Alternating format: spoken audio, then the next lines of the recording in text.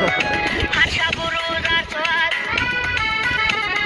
میکردی با من صحبت، فقط پند و نصیحت میگفتی گوش که با دقت. خودم در زندانم، دلم با چجانم، چجانم در خانه و من با برادرانم. حیاتی نو سر شد، آزادی از من دور شد، دلی سرم شکسته،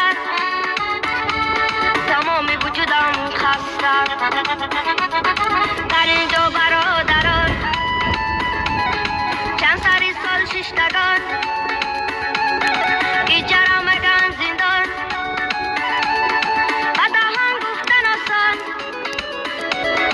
خانه ها قطار قطار، در همه قلوب دار، برادرانی خروزار، تیرزه ها پنجره دار، گدهای خواب بر ببر، میخوابن که دادن، فکری آزادی را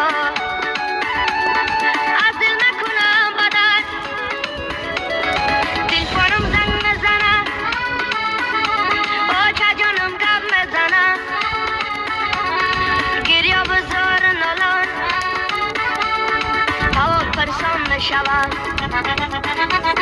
چیال داری بچه جان، جگر بندی آچه جان، لختی بندی جگرم،